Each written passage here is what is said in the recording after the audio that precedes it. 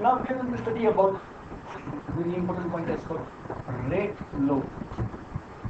See, if any reaction has been given to us, let's say H2 gas plus I2 gas equal to 2H gas, any reaction.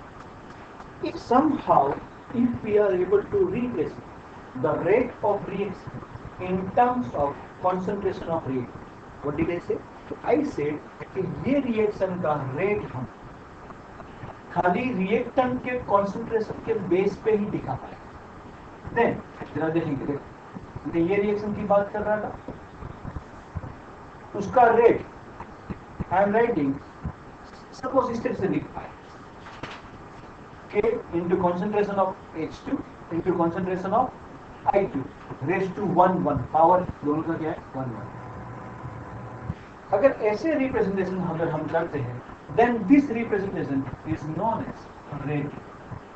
Let me explain a little bit differently. Suppose हमारे पास एक reaction है, A plus B gives you C plus A.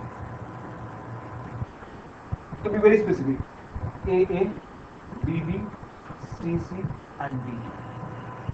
For this type of reaction, okay, earlier semester we had seen K equilibrium अगर हमको निकालना, K equilibrium में जरा नीचे लिखता हूँ,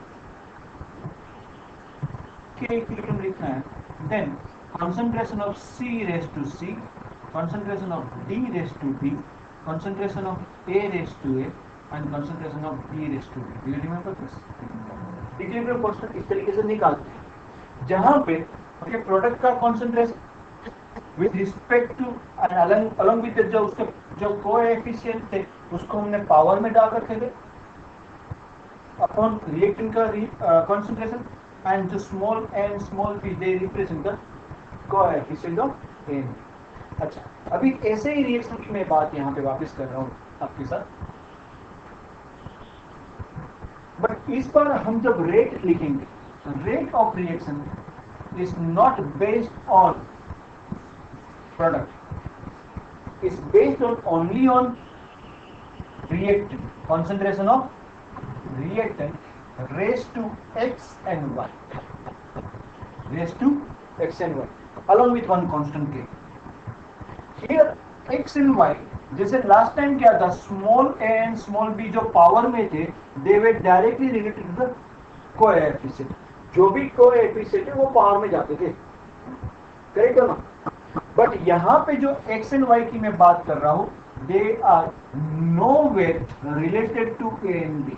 ए एंड बी के साथ उसका कोई संबंध नहीं है, कोई रिलेशनशिप नहीं है. आगे बोलेंगे इक्विलिब्रियम में yes, okay, that coefficient are going to make a difference, but here नहीं.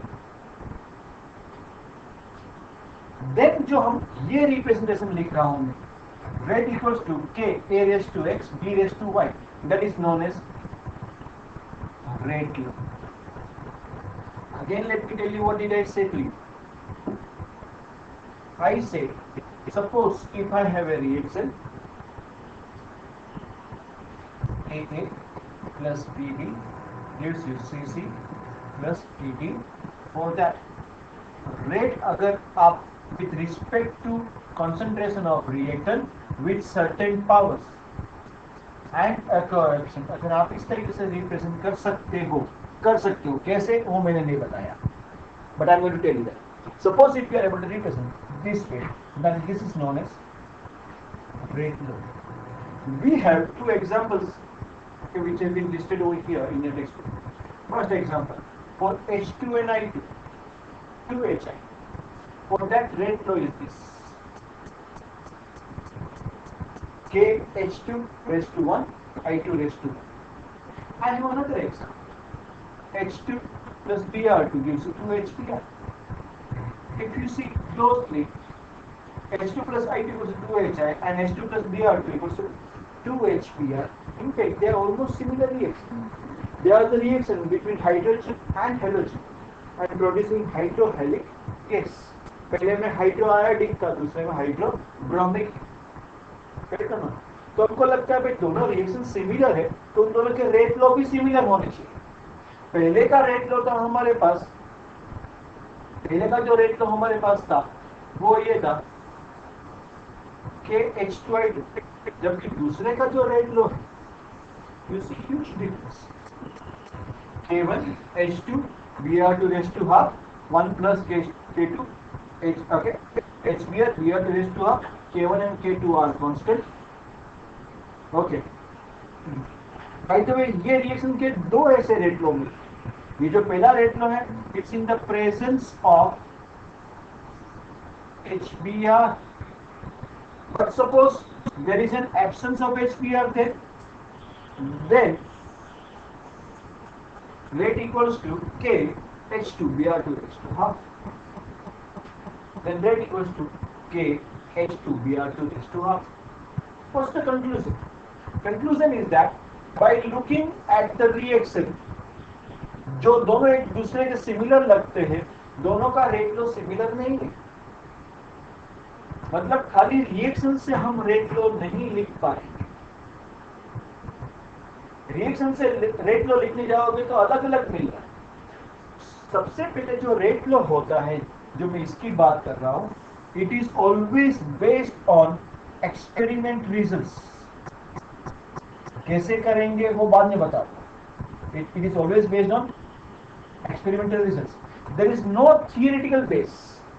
ये जो पावर x कितना होगा या पावर y कितना होगा या k की वैल्यू कितनी होगी, this all thing depends upon experimental observations.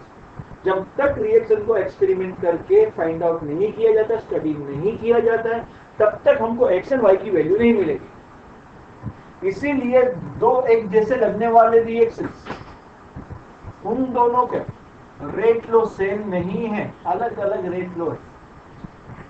They are not same. Again, different condition में एक ही रिएक्शन के दो अलग रेट लो आ रहे हैं. Different condition, एक ही रिएक्शन के रेट लो अलग अलग आ रहे हैं. So rate law is totally based on experimental reason. If I continue further,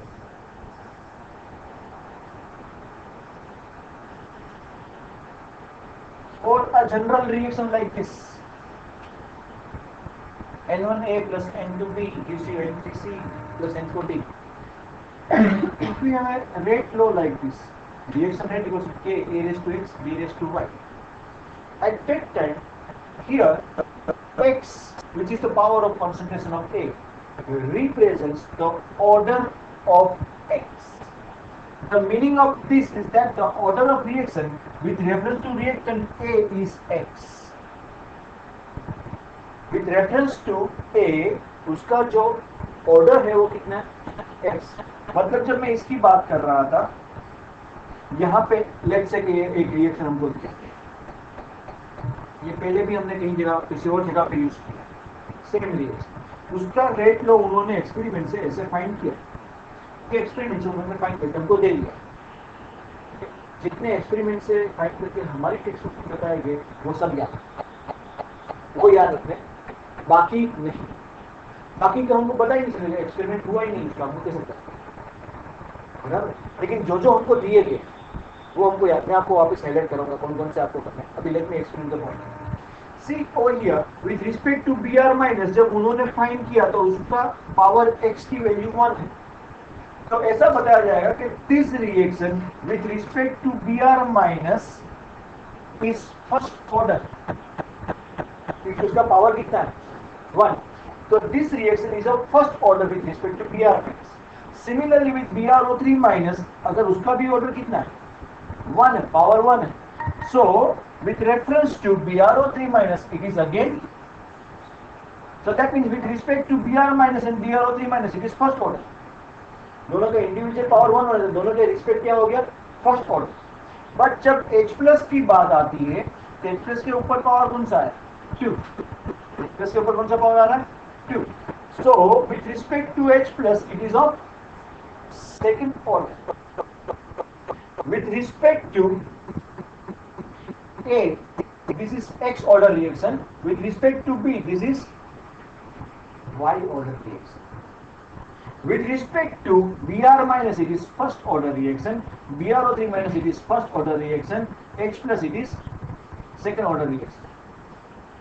Total order of the reaction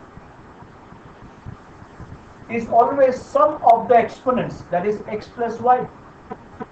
So that's the way. The total order of the reaction will be 1 plus 1 for Br1, for BrO3 minus 1, and for H plus it is 2. So 1 plus 1 plus 2 is 4. So the total order of the reaction is 4th order.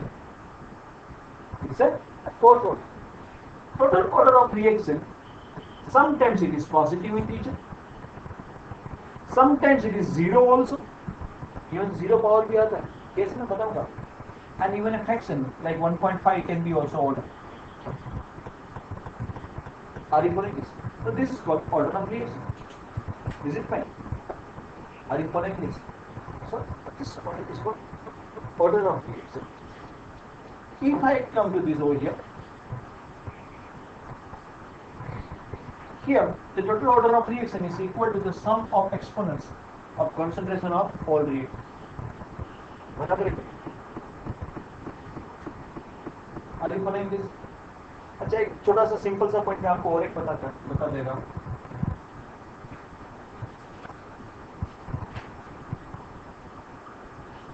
जो rate का concentration होता है, rate का जो dimension होता है, rate of reaction is always concentration upon time होता है. लास्ट टाइम हमने डिस्कस किया था.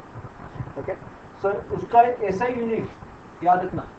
ऐसा यूनिट इज मोल पर मीटर माइनस 3 आ सकता है, और मोल पर सेंटीमीटर रेज़ टू -3 हो सकता है.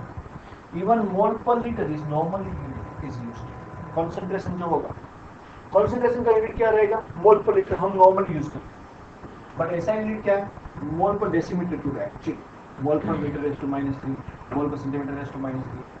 एंड अगर टाइम को हम ओके सेकंड में, मिनट में, आवर में, डे में, ईयर में अगर सब कुछ मेजर करेंगे, सो टोटल आपके पास जो कॉन्सेंट्रेशन वर्सेस टाइम आता है, तो रेट का जो यूनिट होगा, रेट का यूनिट आएगा mole litre inverse second inverse, या तो समटाइम्स ओके मिनट इनवर्स, या तो समटाइम्स ओके आवर इनवर्स, या तो डे इनवर्स, या तो year inverse. Okay, depending upon reaction. Time is taken in years also, because there are some reaction which is very slow reaction. For example, nuclear reaction of uranium. But some reactions which are very fast, like neutralization reaction काफी fast. Okay, and nanosecond में खत्म होता है. Sometimes picoseconds के अंदर 10⁻⁻⁵. आपको exam में पूछा जाएगा 1 mark MCQ, which of the reaction is fastest? Or neutralization reaction between strong acid and strong base. यार ना, strong acid and strong base neutralization reaction यार fastest. Are you following me? आपको समझ में आ रहा है कि नहीं आ रहा है? मैं जरा इसको सेव कर लेता हूँ, एंड आप ये पूरा टॉपिक पढ़िए जो मैंने आपको सिखाया है. आपकी